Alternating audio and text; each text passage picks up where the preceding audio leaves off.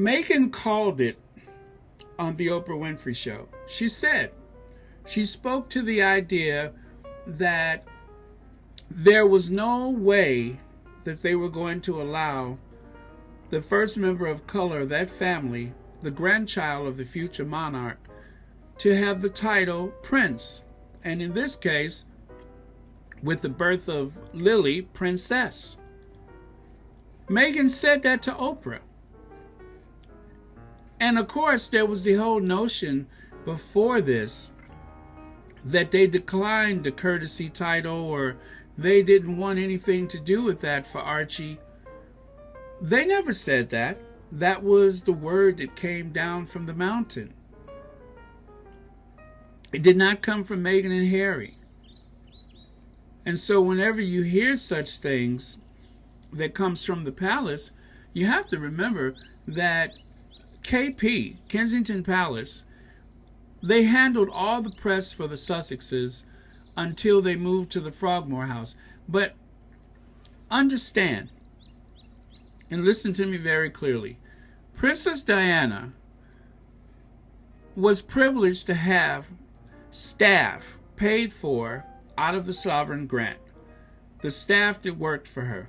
But because Charles, being the Prince of Wales, is the future king, that same staff had to report to him. The Metropolitan Police that was supposed to protect Princess Diana, they had to report to him. And it's the same thing with Meghan and Harry. The Duke and Duchess of Sussex would have to have a staff provided for them by Kensington Palace. Essentially, William is running Kensington Palace. That's his domain. That's his territory. Charles has Clarence House and just about the rest of the kingdom. But William seems to have complete autonomy over Kensington Palace. And William's word is gold. And so anyone who worked for Meghan, who felt as though it was like a big step backwards, how about the one person that the Queen provided someone to be at Meghan's beck and call, someone that was a trusted aide to work with her, to help guide her.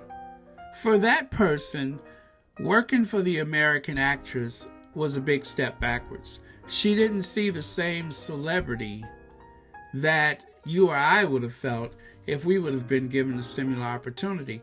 That didn't exist for her. Her idea of that, and this is just my opinion, is that that's a step backwards.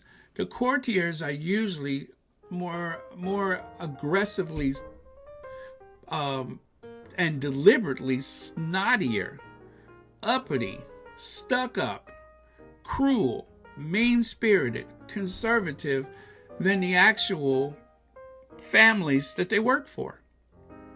And so these royal servants, these courtiers, they feel as though they are the vanguard of household servants, and they feel as though it is their duty to protect that family's brand at any cost.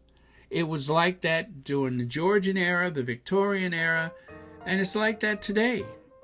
It doesn't matter that she is supposed to be, she of course, the Duchess of Sussex, is supposed to be a senior royal. That didn't matter, because William's attitude toward Meghan gave them the license to discriminate against her, to disrespect her, to use whatever foul language that they wanted to use to invoke her name. That is a license that was given to them by William. William is not your brother. William is not your sibling. And when it comes to the Windsors, to consider them in any possible way to be just another family, they are not. Everything is posturing. Everything is know your place and protocol. Everyone has a role to play. And I think I believe the idea that Meghan was coming into this household, she was not from the aristocracy. Princess Diana had some cover because she was of aristocratic blood. She was of noble blood, the Earl Spencer's family. So that gave her a lot of cover and protection, up until the point where Charles had tired of her. And once he became fatigued with the idea that this very energetic young woman he was married to would need his attention in order to have a fulfilled life, when he can just have someone to brush his brow every now and again. Of course, we're speaking of Camilla Parker Bowles.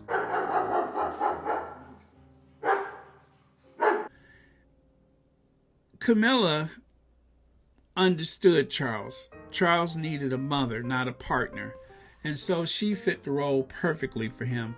Not to mention the fact that it's like a time-honored tradition for the Prince of Wales to have an affair. The Prince of Wales is supposed to have an affair, have a mistress, to have his way with his friends' wives, his colleagues, his polo partners. That's the tradition. It goes way back, and is approved of by the partners of the mistress, so long as it's kept very low profile. It's like the biggest secret among the aristocrats is that, you know, when they have these weekend shooting parties, they tend to partner up and go off into their quiet spaces with their mistresses or whoever they're having an affair with. And it's understood and it's okay. And it's been like that for a long time.